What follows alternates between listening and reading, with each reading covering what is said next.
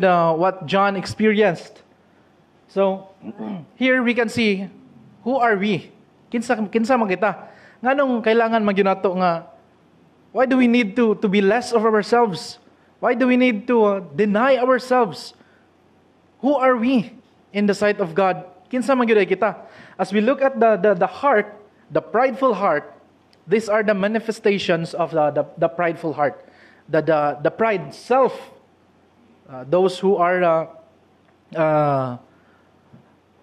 people nga they want to exalt themselves, self-exaltation, self-sufficiency, self-entitlement, unsa pa na nga mga self nga focus lang sa kaugalingon that leads to pride. And this is one of the things that are in the world, according to 1 John 2:16. That the pride of life, the lust of the flesh, and the lust of the eyes, they are not of the Father. They are of the world. So mo kini ang manifestation sa usa ka kasing-kasing prideful or tawag na garboso. Garboso. So first here is ang thoughts and beliefs of pride. Self-me. My opinion is better, and I am right. I am self-made. I am worthy of honor. I don't deserve this. I deserve better. I deserve this treatment. Di na ko ni kailangan niya ingani. I don't need this. I don't deserve this kind of treatment. I don't need anyone, including God, to help me. I am, it speaks of self-sufficiency. Siguro kay bright siya, skillful, maayo gid siya. So, this kind of person doesn't need God in his life. And so, unsa ang resulta ni? This will result to sorrow, self-pity.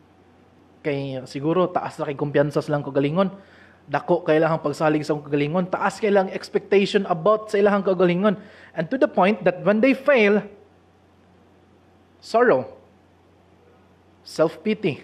I thought ingani ko ka maayo, pero nganong napalpak pa man ko. Abi na ko maayo jud kaayo ko, pero nagkamali. Self-pity, anger, bitterness, envy, jealousy, hard heart toward God, envy. Kay siguro ganahan pud ka nga og unsay naa sa uban mo po'y naa sa imo because you think you deserve that kind of blessing. So later on madiscuss nato na ang kanang word nga something entitled or deserve. You deserve something. So mao ni ang mga mga manifestations of the prideful heart. Actually, kuwang pa ni, daghan pa yun na. But these are just some of the manifestations of the prideful heart. And on the other hand, what are the manifestations of a humble heart? God and others. Likay sa kagalingon. Thoughts and beliefs is considering others better than myself. And this is taken from Philippians chapter 4. My life is to reflect God's glory. Is to reflect God's glory. Your talent, your skill, you use it for God's glory. Not to exalt your name. It is not about me.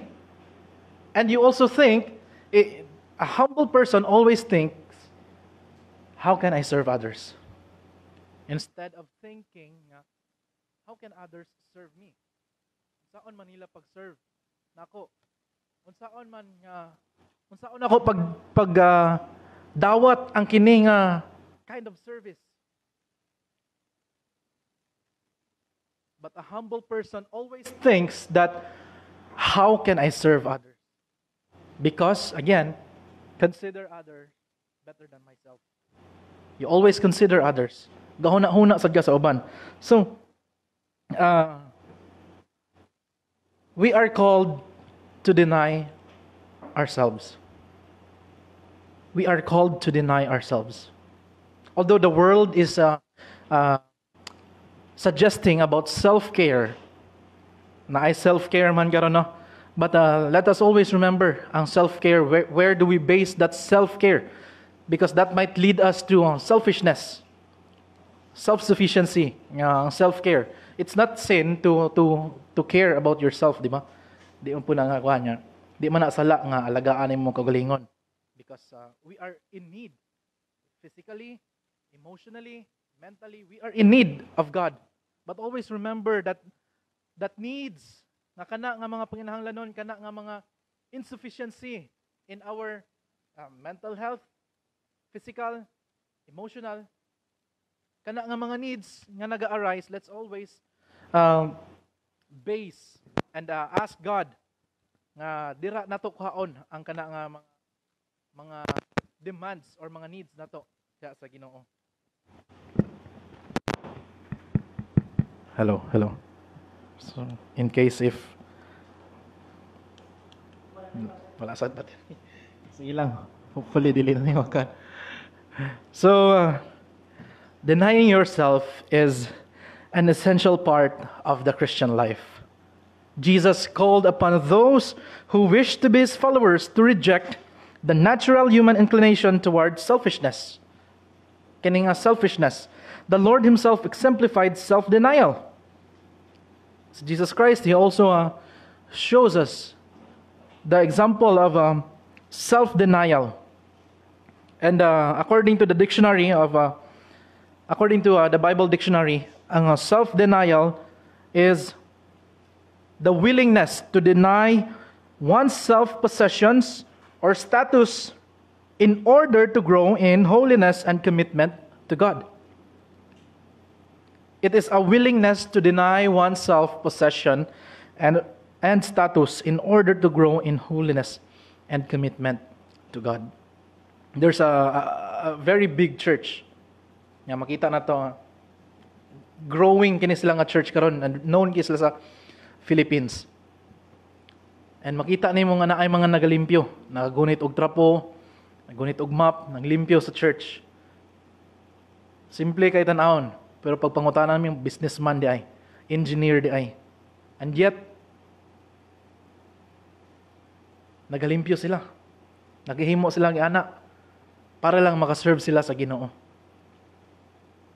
So, it is to deny one's self-possessions or status in order to grow in holiness and commitment to God. So the words of Jesus used in the original language, deny yourself. This is similar to what Paul said also in Philippians chapter 3, that when he said, whatever gain I had, I counted all those things as loss for the sake of Christ.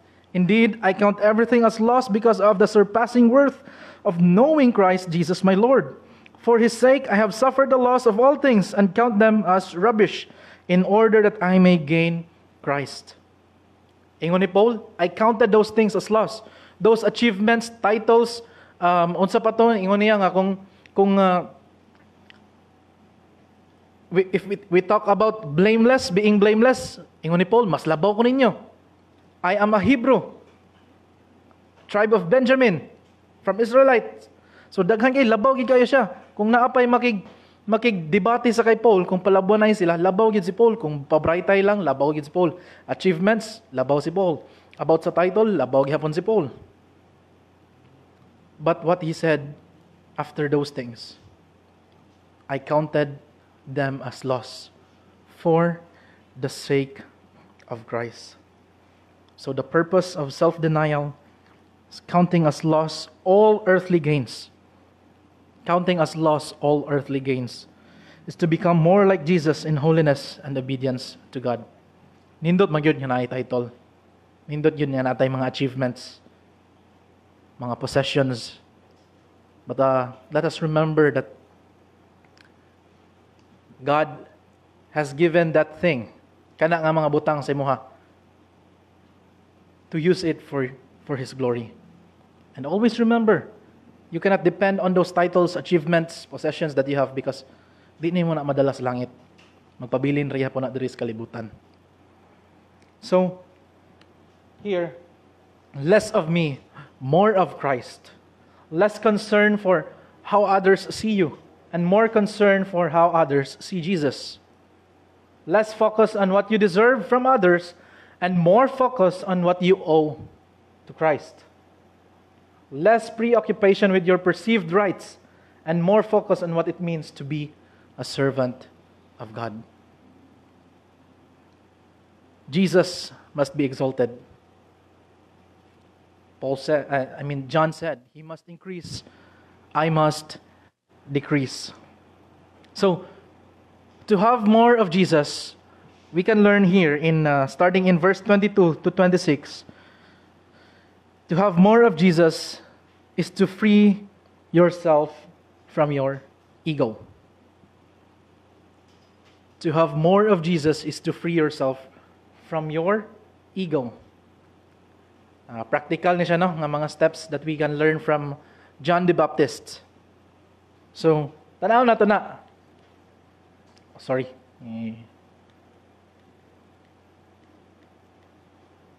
So, I don't know if maklaro ninyo. Hindi kayo, no?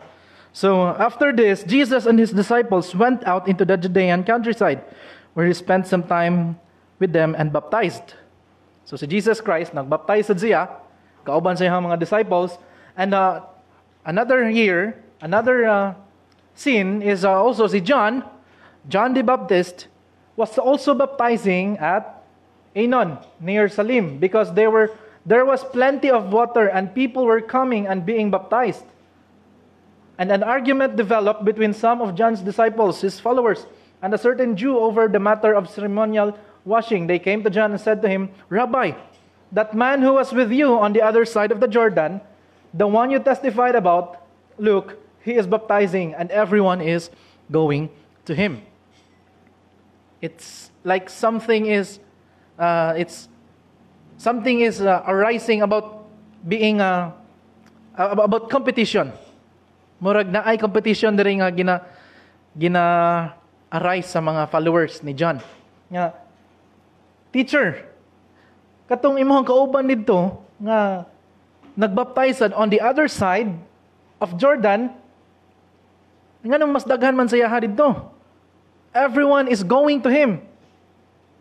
Everyone is going to him. So, pwede unta nga murag mahimo nga competition ni John the Baptist and ni Jesus, di ba? Nga si John the Baptist, by the way, John the Baptist is the forerunner of Christ, the forerunner of the Lord Jesus Christ. So si John the Baptist he prepares the way of Christ. Iyang trabaho is to announce the arrival of the Lord Jesus Christ, and he also prepares the way of the Lord Jesus Christ. He never claimed to be Christ. Never claimed to be Christ. He just prepares the way of Christ. It's like something nga kanang moabot ang presidente. So kini nga mga pulis, mga military group na to, di ba kabantay mo na moabot atong presidente sa una si Duterte, maabot. Daghan kay mga pulis nga magronda to prepare the way, to secure the safety sa palibot. And one of our young professionals here, bago lang natin kasimba, si Brother Van, na-busy sila last time because nag-prepare sila sa arrival, sa, I don't know, kisa itong recent lang ilado sa niya tao. So, sila nga mga nag-serve sa government, they prepare the way. And this is the same with John. His work is to prepare the way of the Lord Jesus Christ. He never claimed to be Christ. He just prepares the way of Christ. So, pwede yun unta nga naay competition diri nga mahitabo because back in their time, people were desperate. People were waiting of the promised Messiah. Nagahulat yun sila nga hinaot unta na ana ang gipromesa sa Ginoo nga maluluwas, na ana unta. So pwede unta nga si John mo claim nga siya ang Jesus Christ, siya ang gipadala nga Messiah.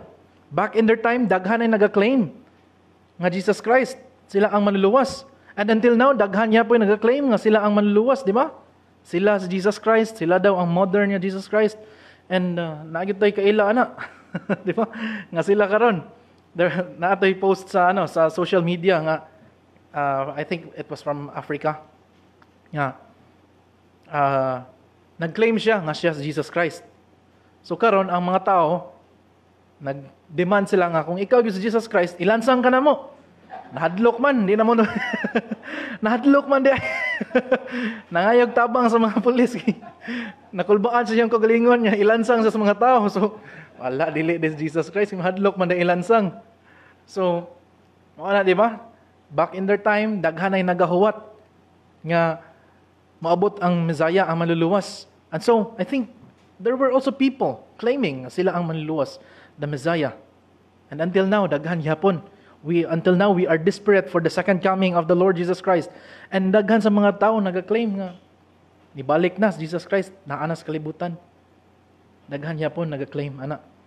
So, it's like, pwede girunta nga na ay competition at this time. But again, in John's humility, to have more of Jesus, ingon niya, He must increase, I must decrease. To have more of Jesus is to free yourself from your ego. And about competition, about being competitive. So, isa sa mga basketball players na ito nga nahibawan na si Kobe. Nga grabe yun dito siya competitive kayo. Nga kung madepensahan niya siya, ano yung Mamba mentality, kung madepensahan niya siya, pag next ni mo nga play, nga possession, di na yun na siya magdepensa ni mo. Kung mapalakan ni mo na siya, pag next anak, maningkamot yun na siya nga di siya mapalakan ni mo because of his competitive spirit.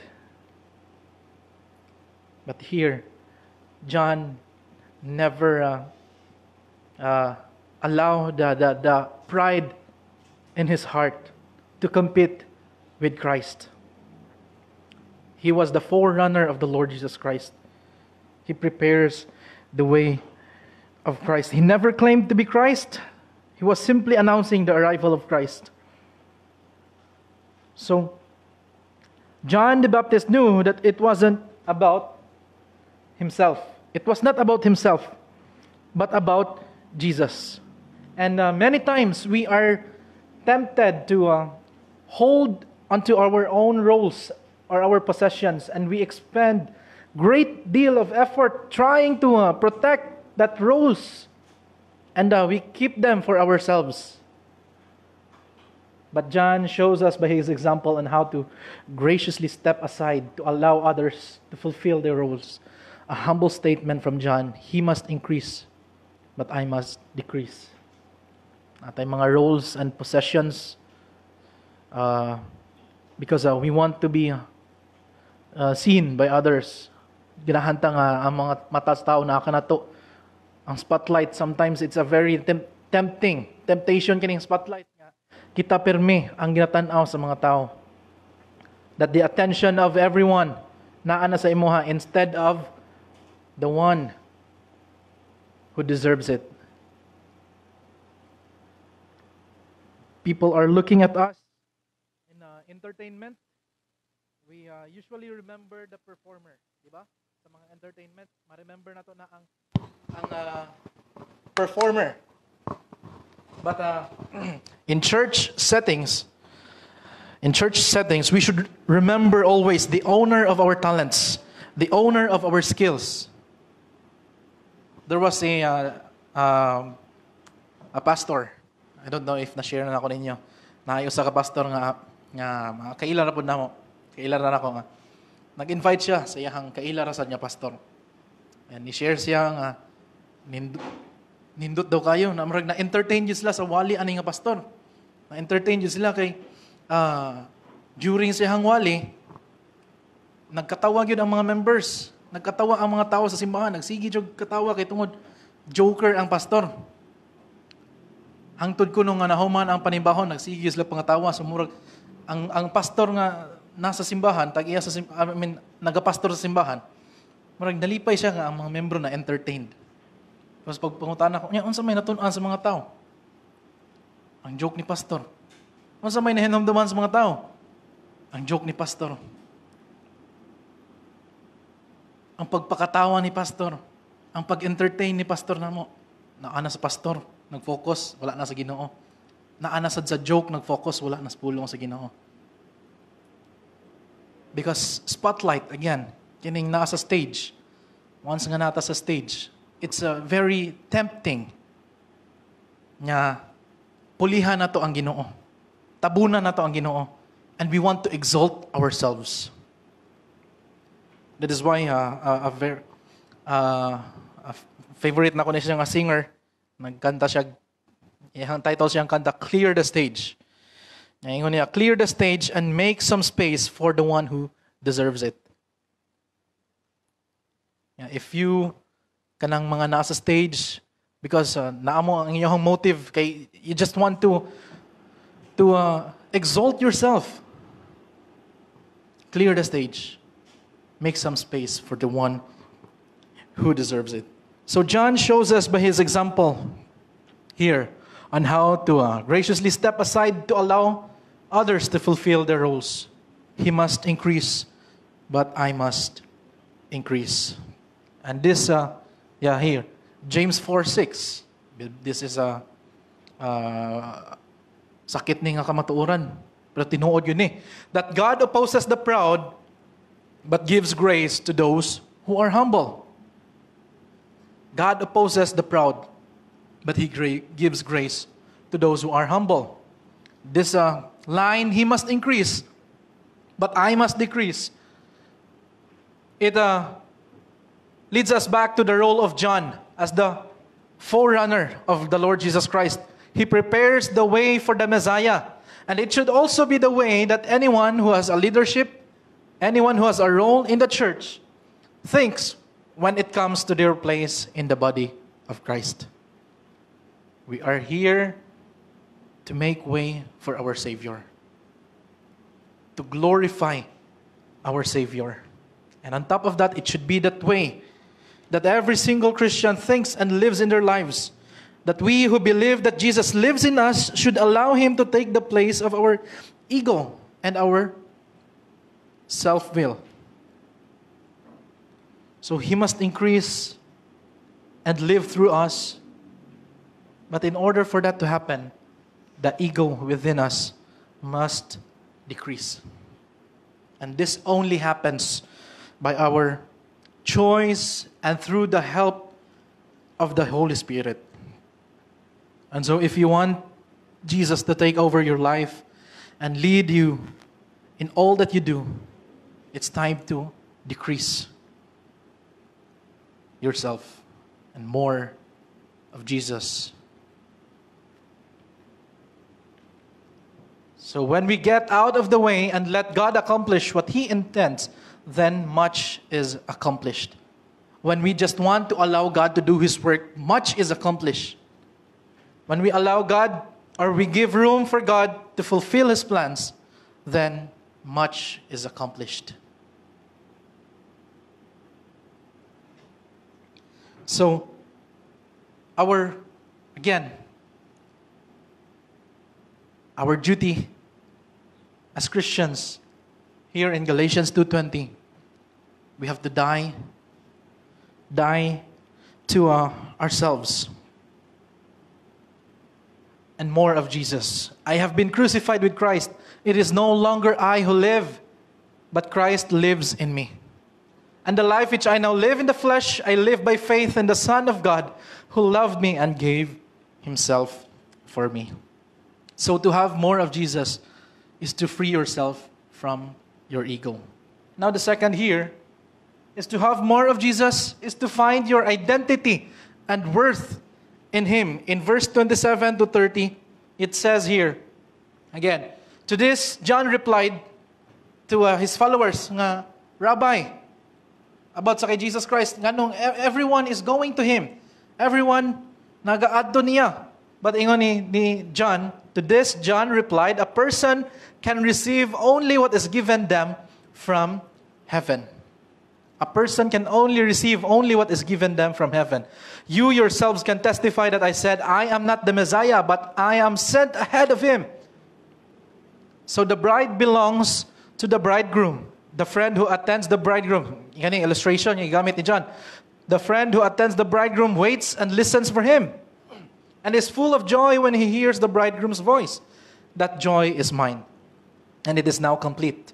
He must become greater, I must become less. So, a person can only receive what is given them from heaven. To have more of Jesus is to find your identity and worth in Him. It's easy to find our self-worth in our education, in our accomplishments, in our titles and positions. We can even find our self-worth in our possessions, like the higher the salary, kung nindot ang ato ang sakyanan, dako ang panimalay, or the more successful you must be, if ingana. And you can find your identity and your worth in those things. But again, going back to what Apostle Paul said, I count everything as loss because of the surpassing worth of knowing Jesus, my Lord. It's easy to find our identity in those things. Your title, your achievements, your accomplishments, your possessions, and your positions. But always remember, gikan ka na sa Ginoo. Gikan ka na sa Ginoo. You are blessed by God with those accomplishments, those titles that you have. You are blessed by God. Gikan ka na sa Ginoo. Granted from heaven. A person can only receive what is given to them, what is given them from heaven. When people were going to Jesus, John recognized that it is the Father who draws these people to come to Christ. Ang amahan ani naghatag na moadto sila sa kay Jesus Christ. And so this is also the same with what we have.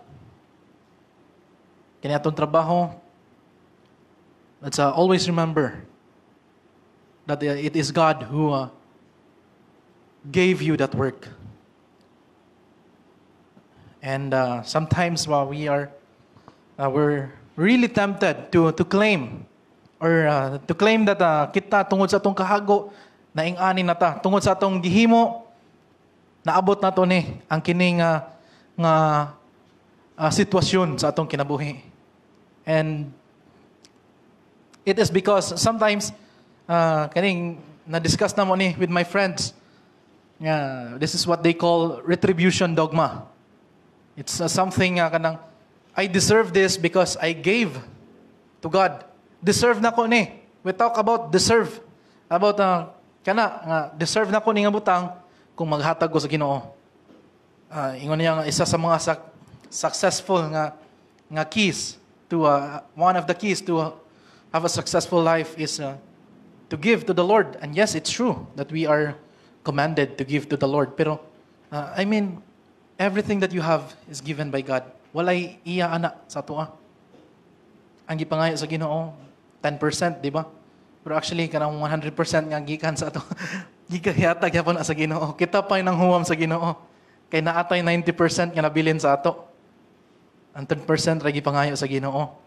But remember, gikan yapon ka na sa Ginoo. So, retribution dogma, they call that retribution dogma that I deserve this because I did something. I deserve this because I did something. I gave or I did this, gihimo na ko ni, so deserve na ko ni siya. Mo na gakahitabo. And that is kana siyang pagtuo over the years, murag mao gihapon na hangtod karon. Nga deserve na ko ni maluwas kay tungod naghimo ko ani. Deserve ko maluwas kay tungod nagbinutan ko.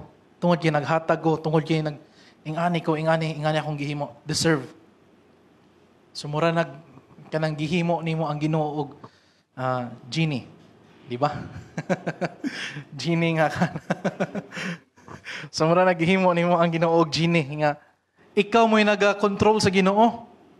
Nga gina-unlock nimo unsa ang blessing sa Ginoo because of what you did. But actually, pwede ra gyud ka i-bless sa Ginoo. Bisag wa kay gihimo. Kung iyahan ang kabubuton. I-bless jud ka sa Ginoo kung iyahan gyud ang kabubuton. Kay dili nimo mapugnan ang will sa Ginoo. Kay kung iyahan ang himuon, iyahan gyud ang himuon. So, that's our identity. We find our identity and our worth in Him. Nga ingon ni John, I am not the Messiah, but I am sent before, ahead of him. And this is the picture here. The bride belongs to the bridegroom. So, ang groom dire, si Jesus. And natay ginatawag sa niya, best man, di ba? Kumbaga, best man. Best man sa groom. So, ang bride dire, mao ang church. And the groom is the Lord Jesus Christ. And si John, kumbaga, butang na to, si John, mao ang best man. Second man lang siya. Dili siya ang main character. Aning a story. It is the Lord Jesus Christ. He said, the bridegroom waits and listens for him and is full of joy when he hears the bridegroom's voice. That joy is mine, and it is now complete. He must become greater. I must become less. So in a wedding setting, of course, ang groom man gyud ang bride mo ikuan, di ba? Naadra, sikat dra, dili man ang best man. This is the idea of John. He must become greater. I must become less. So our identity and worth must be rooted in the fact that we are sinners saved by the grace of the Lord Jesus Christ alone, adopted into His family and called His children. Let's always remember that we are recipients of God's grace. Everything that we have, everything we accomplished, achieved in life, your titles, your positions that you have right now, it's all by the grace of God. Grasya ra gyud na tanan sa Ginoo. You and I are redeemed slaves, orphans who have been adopted and called heirs, beggars who have been given a seat at His table. We are beggars before. We are enemies of God. We are orphans. We are slaves. But we are redeemed because of the grace of God. And that reminder alone keeps us from exalting ourselves over God and others, and makes us aware that everything we have has been given to us. That everything we have given to us by our gracious God. And John the Baptist likens himself to the best friend or the groom. Dari, di ba? In the wedding, the best man. So, no matter what, always remember that every single thing that you have been given, whether physical, mental, emotional, or spiritual, is given to you by the hand of God. The more we realize that everything is a miracle and that everything is a gift from God, the farther we'll be led on the path of gratitude and blessings. Because if we always think that everything we have, gikan yun sa Ginoo, is from the grace of God, this will lead us to be grateful, to thank God for everything, because we don't deserve these things. We are just recipients of God's grace. More of thanksgiving and less complaint. More of giving back the glory of God, not being entitled that I deserve this. So, to have more of Jesus is to find your identity and worth in Him. We are all sinners saved by grace. We were orphans, beggars, slaves, enemies of God. But because of His grace, we have now the opportunity, the access to draw closer to God. We are just recipients of God's grace. Now the last here, in 31 to 36. So to have more of Jesus is to trust His testimony. And here, we can see the testimony of the Lord Jesus Christ. John said to his followers, "The one who comes from above is above all. The one who comes from above is above all, and the one who is from the earth belongs to the earth, and speaks one from the earth. And the one who comes from heaven is above all. This is the Lord Jesus Christ. The Lord Jesus Christ is above all. He testifies to what he has seen and heard, but no one accepts his testimony. And whoever accepted it has certified that God is truthful. For the one whom God has sent speaks the words of God. For God gives the Spirit without limit. The Father loves the Son and has placed everything in his hands. Whoever believes in the Son has eternal life, but whoever rejects the Son will not see life, for God's wrath remains on them. To have more of Jesus is to trust his testimony. His testimony, the Lord Jesus Christ. He's above all. Labaw pa siya. Sa kay John. Kay si John, gikan ra sa kalibutan. Si Jesus Christ is from heaven.